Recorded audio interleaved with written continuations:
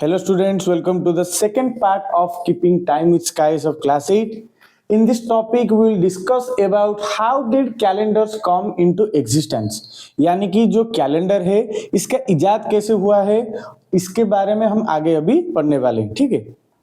How did calendars come into existence. अच्छा, ये जो कैलेंडर है इसका इजाद कैसे हुआ है और टाइप्स ऑफ कैलेंडर्स, किसके बेसिस पे ये कैलेंडर बनते हैं, अभी हम आगे इसी के बारे में थोड़ा अच्छे से जानेंगे। तो बेसिकली कैलेंडर जो बनता है हमारा जो नेचुरल साइकिल रहता है, कुछ ऐसे रूल्स होते हैं जिसने जो कि नेचर ने खुद बनाया है उसी के बेसिस पे टाइप्स ऑफ कैलेंडर वैरी करते हैं, ठीक है। Natural cycles and time measurement. तो natural cycles and time measurement, ठीक है। अभी इसी के बारे में थोड़ा थोरो होते हैं। The apparent daily motion of the sun, जो हमारा सन का डेली मोशन होता है, किस टाइम में वो सनराइज होता है, किस टाइम में सनसेट होता है, ये सब पहले से कैलेंडर में एक कॉर्नर में दिया होता है, ठीक है। वो कैलकुलेशन कैसे करते हैं, क्या करते हैं, अभी आगे हम पढ़ेंगे। The apparent daily motion of the sun यानी कि rising in the east and setting in the west is due to earth's rotation on its axis. ये तो बेसिक बात है, जो अर्थ बार बार रोटेट करता है इसी की वजह से हमारा दिन रात जो साइकिल होता है पीरियडिकली वो चलता रहता है। तो this natural cycle forms the basis of the day, the primary unit of time keeping. यही जो रोटेशन होता है इसी की वजह से हमारा जो बेसिक टाइम कीपिंग यानी कि दिन के टाइम में हम कर पाते हैं, ठीक है। उसके बाद आपका आगे इंपॉर्टेंट टॉपिक है ये mean solar day. What is mean solar day? The time between one highest sun position यानी कि shortest shadow at the noon time. ये थोड़ा समझा देता हूं इसको। So what is mean solar day? इसका डेफिनेशन क्या है? यानी कि जो आपका नून टाइम में, आफ्टरनून टाइम में जब सन का पोजीशन पीक पे होता है यानी कि हाईएस्ट पे होता है, हाईएस्ट पे होता है, तब हम सबका शैडो क्या होता है कि शैडो बिल्कुल मिनिमम फॉर्म होता है। क्यों होता है? क्योंकि जब सन बेसिकली किसी का ऊपर आ जाएगा ना, तब उसका शैडो जो है वो बिल्कुल मिनिमम हो जाएगा। तो यही जो साइकिल होता है ये एक वन नून डे, ठीक है, एक दिन के आफ्टरनून से लेके दूसरे दिन के आफ्टरनून तक यानी कि 24 आवर्स, ठीक है, इसी को हम बोलते हैं कि मीन सोलर डे, ठीक है। अगर इसका डेफिनेशन में बताऊं तो the time between one highest sun position to the next is about 24 hours, it is known as the mean solar day, ठीक है। उसके बाद आपका आगे कि शैडो को हम ट्रैक कैसे कर सकते हैं, ठीक है। इसका एक एग्जांपल मैं बेसिक आपको बता रहा हूं।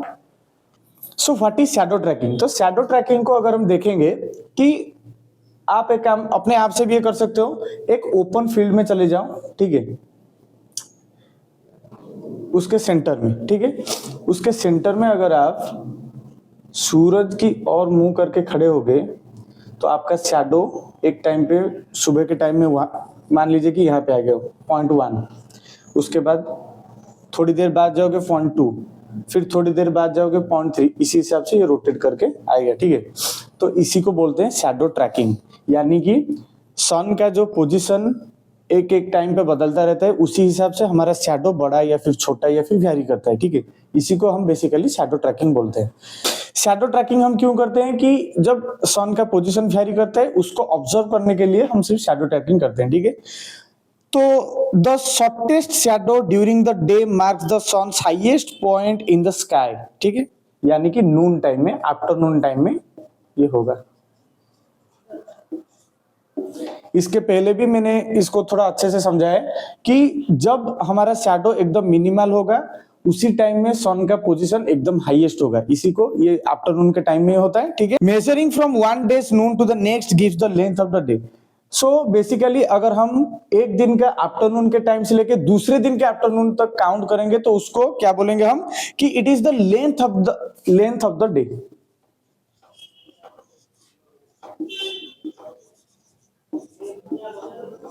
ये जो लेंथ ऑफ द डे है इसको हम कैसे काउंट करते हैं कि डे 1 इसका नून टाइम ले लीजिए, उसके बाद डे 2 इसका नून टाइम ले लीजिए, ठीक है।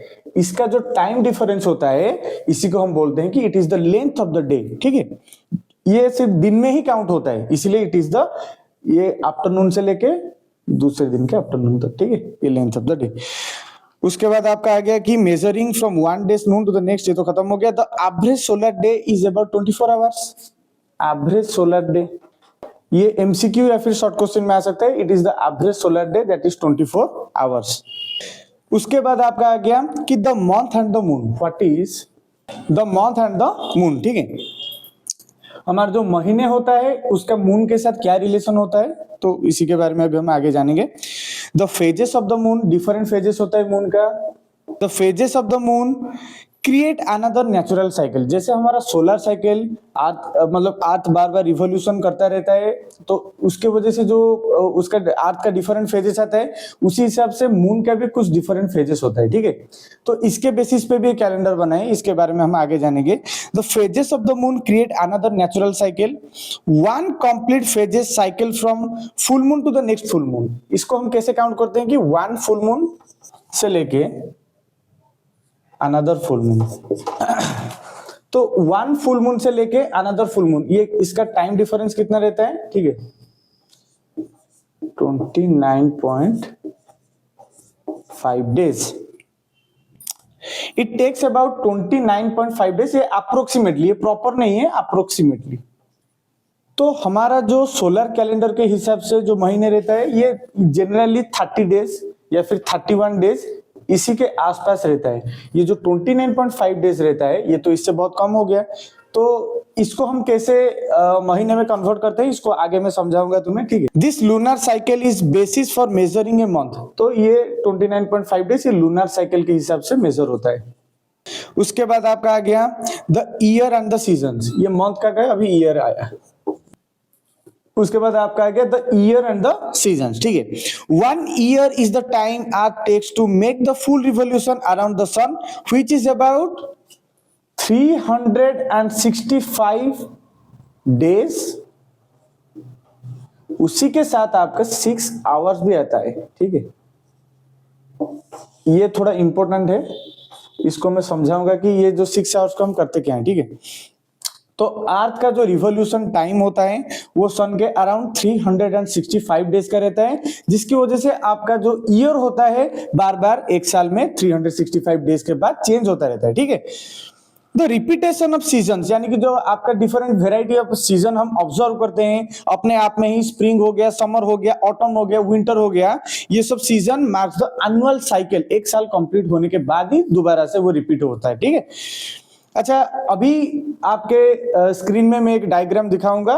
वो जो डायग्राम है वो अर्थ कैसे रोटेट करता है, उसी के साथ वो जो डिफरेंट सीजन्स कैसे ऑकर होता है, ये डायग्राम में आप एकदम से क्लियर हो जाएगा। ठीक है, अभी देखिए टाइप्स ऑफ कैलेंडर्स, कितने टाइप का कैलेंडर होता है। ठीक है, बेसिकली कैलेंडर आपका लूनर साइकिल को लेके एक होता है, एक सोलर साइकिल को लेके एक कैलेंडर होता है। तो what is lunar calendars, lunar and solar calendar. पहले हम लूनर को पहले देखते हैं। ठीक है, पॉइंट 1, तो it is based on the phases of the moon. इसका नाम में ही इसका आंसर है। ठीक है, लूनर कैलेंडर यानी कि जो मून का वेराइटी ऑफ फेजेस होता है उसी के रिगार्डिंग ये कैलेंडर बनता है। ठीक है, it is based on the phases of the moon each lunar month. अभी थोड़ी देर पहले मैंने डिस्कस किया कि 29.5 डेज रहता है। ठीक है, अच्छा, लूनर कैलेंडर में हमारा एक महीने 29.5 डेज रहता है, और मान लीजिए कि हमारा 12 मंथ आता है नॉर्मली, तो मल्टीप्लाई करने के बाद ये आ गया आपका टोटल 354 डेज। ठीक है, ये लूनर कैलेंडर का रहता है। तो हमारा जो सोलर कैलेंडर आ गया, सोलर कैलेंडर में तो हमारा 365 डेज एंड 6 आवर्स रहता है, तो ये तो उससे बहुत ही कम हो गया, 354 डेज। तो इसको थोड़ा मतलब समझने के लिए थोड़ा जैसे आसानी हो जाए, इसी वजह से इसको हम कन्वर्ट कर देते हैं सीजन्स में। ठीक है, तो इसको हम नॉर्मली बेसिकली सीजन्स में कन्वर्ट कर देते हैं। जो आपका आता है वैशाख, आषाढ़, ज्येष्ठ, श्रावण, ये जो सब महीने आता है हमारा इंडिया में, बेसिकली ये लूनर कैलेंडर के बेसिस में बनता है। ठीक है, The lunar month is about 29.5 days. 12 lunar months make the year about 354 days. उसके बाद आपका आ गया the lunar year is shorter than the solar year. ये तो solar year से shorter ही होगा, क्योंकि ये 365 days है, ये 354 days है। सोलर कैलेंडर में जो 365 डेज रहता है, लूनर कैलेंडर में 354 डेज रहता है, तो ये उससे बहुत कम होता है। तो इसके बेसिस पे हम इसको कन्वर्ट कर देते हैं सीजन्स के थ्रू, ठीक है। तो इसको अगर हम सीजन्स के थ्रू लेंगे तो इसको समझने में आसानी होगा, ठीक है। उसके बाद आपका आ गया सोलर कैलेंडर। तो बेसिकली सोलर कैलेंडर जो होता है हमारा वाइडली यूज होने वाला कैलेंडर है। इंडिया में ऑलमोस्ट सबके घर में ये जो सोलर कैलेंडर यानी कि ग्रेगोरियन कैलेंडर ये रहता है, ठीक है। सो स्टूडेंट्स, थोड़ा लाइट कट की वजह से हमारा बैकग्राउंड थोड़ा चेंज हो गया है, ठीक है। सो what is solar calendar? Solar calendar क्या होता है कि अर्थ जो हमारा बार बार रिवॉल्यूशन करता रहता है सन की चारों ओर, तो बेसिकली उसी के बेसिस पे सोलर कैलेंडर बना है, ठीक है। तो जो रिवॉल्यूशन का टाइम होता है वो होता है 365 डेज एंड 6 आवर्स, ठीक है। तो अभी के लिए जो सोलर कैलेंडर में सिर्फ ये 365 डेज को एडजस्ट करके 1 ईयर बोला गया है। इसको हम साइड में ले लेते हैं, ठीक है। तो इसके बारे में अभी हम बाद में जानेंगे। तो ये जो 6 आवर्स का कॉन्सेप्ट है इसको मैं अभी थोड़ी देर के बाद आपका एकदम क्लियर कर दूंगा, ठीक है। अभी के लिए आप जान लीजिए कि ये जो 365 डेज होता है इसी को हम 1 ईयर में कन्वर्ट कर दे। इसको हम ग्रेगोरियन कैलेंडर भी बोल सकते हैं, जो कि बहुत ही वाइडली यूज होता है और पूरे इंडिया में ऑलमोस्ट सबके घर में ये जो ग्रेगोरियन कैलेंडर है यही यूज होता है, ठीक है। तो to correct the extra quarter, ये जो एक्स्ट्रा क्वार्टर रह गया यानी कि आपका 6 आवर्स का टाइम जो हो गया, ये हर 4 साल के बाद ये कितना हो जाएगा? 24 आवर्स यानी कि 1 डे। ये जो 6 आवर्स का टाइम होता है हर 4 साल के बाद, इसको हम फरवरी को दे देते हैं क्योंकि उसमें 28 डेज रहता है। तो फरवरी में 4 साल के बाद कितना आ जाएगा? 29 डेज, ठीक है। और उसी को हम बोलते हैं लीप ईयर, ठीक है। लीप ईयर का कॉन्सेप्ट है वो यही है कि ये जो एक्स्ट्रा क्वार्टर हमारा बच जाता है ना, तो इसको हम 4 साल के बाद फरवरी को दे देते हैं कि भाई तू ले जा और अपने आप में एक नया दिन ऐड कर दे, यानी कि 29 डेज, उसको हम बोलते हैं लीप ईयर, ठीक है। सो पूरे चैप्टर में अगर आपका कोई इंपॉर्टेंट टॉपिक है तो बेसिकली वो यही है कि what is leap year rule. तो नॉर्मली अगर मैं किसी को भी पूछूंगा वो बता सकता है कि लीप ईयर यानी कि जो कि डिविजिबल बाय 4 के थ्रू जो भी ईयर डिविजिबल होगा उसको हम लीप ईयर बोलेंगे। लेकिन एक्चुअली में उसके साथ और कुछ रूल है, अभी मैं आपको समझाऊंगा। A year is a leap year if it is divisible by 4 unless it is divisible by 100 but not by 400. So a year is a leap year if it is divisible by 4 unless it is divisible by 100 but not by 400. So the 4-year rule, what is 4-year rule? The year must be evenly divisible by 4, यानी कि जो year है वो आराम से ये 4 के साथ डिविजिबल हो जाना चाहिए। द 100 ईयर एक्सेप्शन यानी कि वो क्या होता है?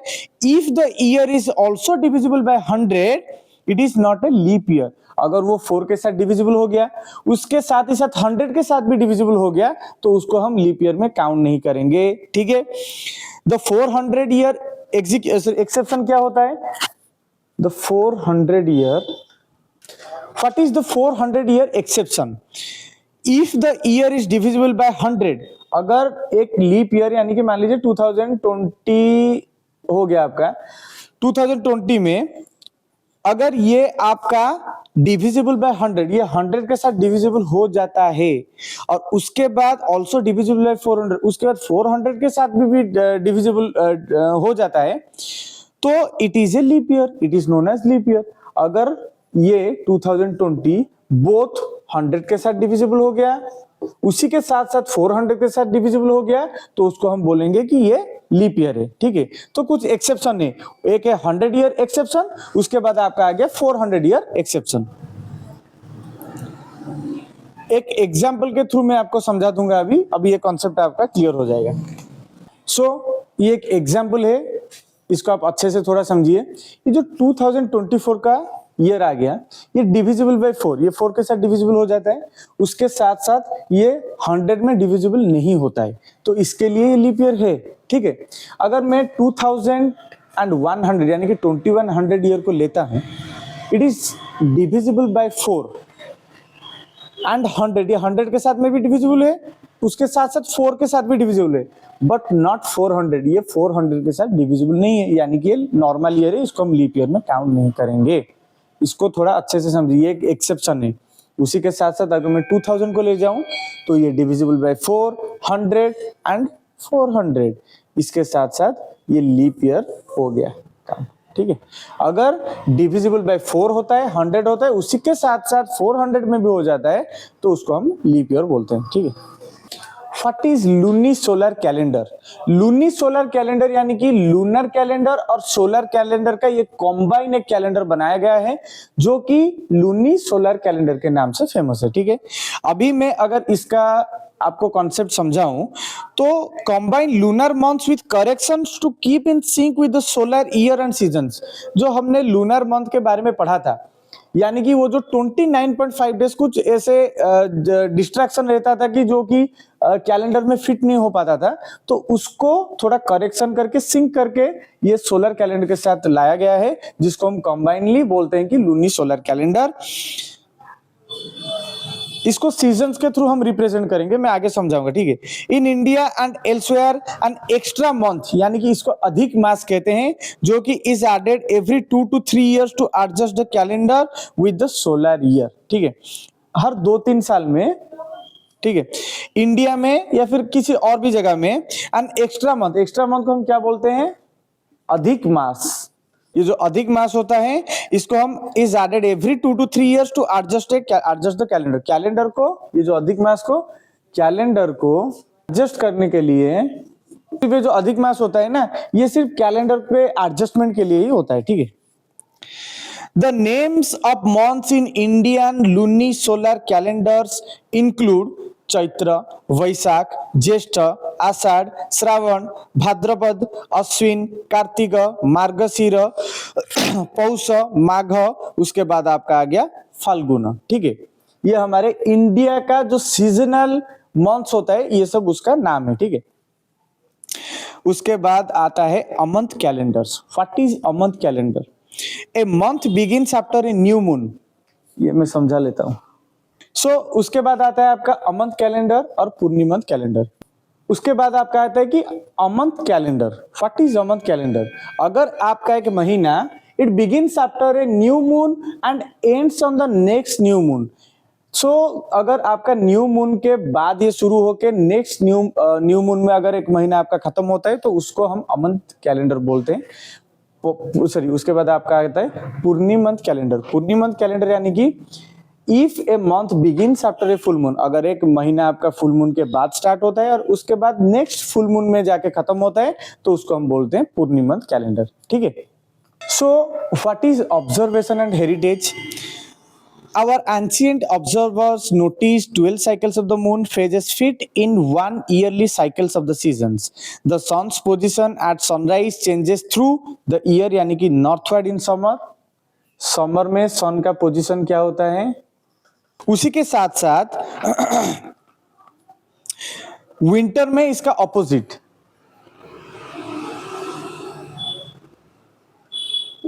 ये साउथ की ओर जाता है, ठीक है।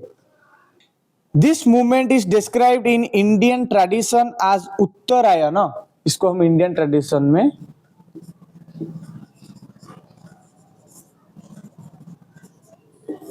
उत्तरायण भी बोल सकते हैं, ठीक है। So this movement is described in Indian tradition as Uttarayan. Uttarayan यानी कि नॉर्थवर्ड जाता है दिसंबर से लेकर जून तक। फिर उसके बाद आपका आता है दक्षिणायन, यानी कि साउथवर्ड डायरेक्शन। अब ये जाता है कि जून से लेकर दिसंबर तक, ठीक है। ये जून से दिसंबर, ये दिसंबर से लेकर जून तक, उत्तरायण एंड दक्षिणायन। सो स्टूडेंट्स, आपका नेक्स्ट टॉपिक आता है सॉल्स्टिसेस एंड इक्विनॉक्स। ये दो ऐसे इंपॉर्टेंट फैक्टर है जिसके थ्रू हम आराम से किसी भी टाइम को मेजर कर सकते हैं, किसी भी टाइम में सन को ट्रैक कर सकते हैं, मून को ट्रैक कर सकते हैं। अभी स्क्रीन में मैं आपको एक डायग्राम दिखाने वाला हूं, तो इसी डायग्राम के थ्रू आप मतलब इसको अच्छे से समझ सकते हो। ये एग्जैक्ट पॉइंट में सन का पोजीशन क्या होता है, मून का पोजीशन क्या होता है, किस टाइम में सनसेट होता है, तो ये सब ये डायग्राम के थ्रू थोड़ा अच्छे से समझिए। ये बहुत ही लेंथी पार्ट है, तो इसके लिए आज के वीडियो में सिर्फ पार्ट 2 में सिर्फ हम इतना ही समझाएंगे, सॉल्स्टिसेस एंड इक्विनॉक्स तक। इसके बाद जो इंपॉर्टेंट टॉपिक्स वगैरह है वो सब नेक्स्ट पार्ट में, पार्ट 3 में अभी कवर होने वाला है। जैसे कि आपका इंडियन नेशनल कैलेंडर हो गया, डिफरेंट फेस्टिवल्स हो गए, वो सब हम नेक्स्ट पार्ट में कवर करेंगे, उसके बाद ये चैप्टर को एंड करेंगे, ठीक है। तो ये जो चैप्टर मैंने समझाया है इसको थोड़ा अच्छे से मेमोराइज कर लीजिए, बाकी नेक्स्ट पार्ट में मिलते हैं, ठीक है। Thank you.